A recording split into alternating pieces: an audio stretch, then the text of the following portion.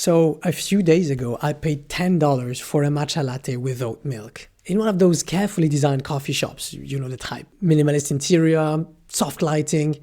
The matcha itself was fine. Not exceptional, not bad, just fine.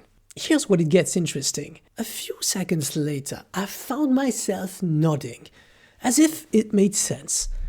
Not because the taste felt amazing, but because I had already paid $10. And that's the mistake most people make, on top of overpaying their matcha latte like I did, when they think about pricing. They think people evaluate value first and then decide if the price is justified. Reality works the other way around. You see the price first, and then you adjust your perception of the experience to match it. Because once you've paid $10 for a drink, you have a problem. You either admit that it wasn't worth it, or you upgrade the experience in your own head. And most people don't downgrade their own decisions, they protect them. So value isn't discovered, it is constructed after the price. So here's where it gets interesting, because what I just described, value constructed after the price, doesn't mean the product has no story to tell. There are actually two stories in play, and confusing them is one of the most common mistakes I see. The first story is the one you tell your clients about your product. Design coffee shop with a view on Notre Dame. Premium matcha from the best plantations in Japan. This is not justification, this is narration. You're giving the customer the raw material to build their own story around the experience. That's legitimate. That's part of the value architecture.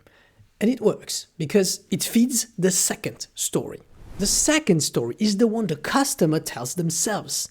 That's the one we talked about in the intro, the nodding. The price seen, the experience adjusted. Once the price is set and the value narration is in place, the customer's brain takes over. It starts working to confirm the decision, not to contest it. Your job is not to interrupt that process. And I think this is exactly where most businesses make the mistake. They move from narrating the value to justifying the price. We charge because our stuff is senior. Or let me explain why this price makes sense. The moment you do that, you're no longer talking about the product. You're talking about the price. And the moment you talk about the price, the customer starts thinking about it too. So as soon as you justify a price, you invite the client to question it. Now let's look at what actually happens in the brain. There's a famous experiment. Participants are given the exact same wine, but told different prices. And by the way, I would hate that people did that on me. And here's the astonishing result. The more expensive wine is consistently rated as better. Again, it's the same wine. But here's what's even more interesting. It doesn't just feel better. The brain actually reacts differently. Pleasure centers show more activity. This isn't just perception, it's experience. Researchers at Caltech measured this directly using MRI scans. The higher price didn't just change what people thought, it changed what they felt. Prices influences three things: what you expect before the experience, what you perceive during it, and what you remember after. You don't just experience the product, you experience the price through the product. So here's the practical question. If price shapes experience, why don't more businesses just raise their prices? Because price doesn't work alone. Price is a signal, and signals only work when everything around them is coherent. Let me give you a concrete example. Imagine a restaurant. An $80 tasting menu, careful plating, elegant presentation, impeccable service, plastic chairs. Wait, what? The price breaks immediately, not because $80 is wrong, but because one incoherent signal destroys the whole architecture. And once you see it, you start seeing it everywhere. For example, if you're an independent worker, price coherence is the real work. It's not just the number you choose. It's every touch point that either confirms or breaks it. how your website looks, how you present your offer, how you behave when someone negotiates. And the last one matters more than people think. If someone asks for a discount and you immediately say yes, you haven't just lowered your price. You have retroactively told them that your first price was wrong. A price is only as strong as the weakest signal around it. And it's the same thing with Apple's pricing that I talked about in the video above. So here's the takeaway if you are pricing something. Before raising your price, audit your signals. A higher number with inconsistent execution doesn't build premium, it builds confusion.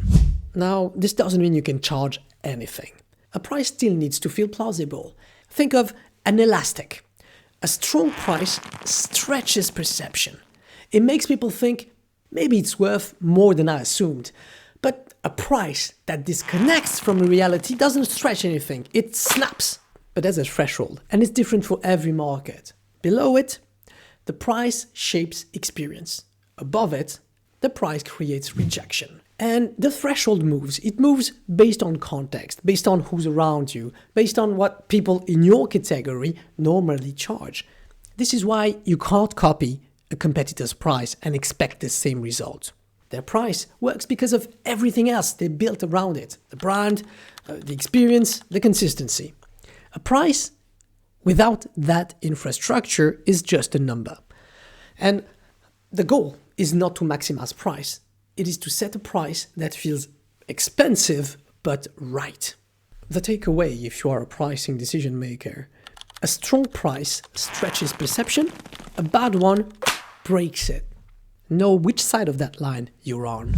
So that $10 matcha latte, it didn't become better. You just couldn't accept that it wasn't better. And that's what great pricing does. It doesn't tell people what to pay. It tells them how to feel when they're about to experience it. Price is not a number. It's a story people tell themselves to feel safe about a decision they've already made. Now, what happens when you don't charge a price at all? Free. Free feels like the safest offer in the world. No friction, no rejection. But in many markets, free is the most expensive signal you can send. That's what we're breaking down next.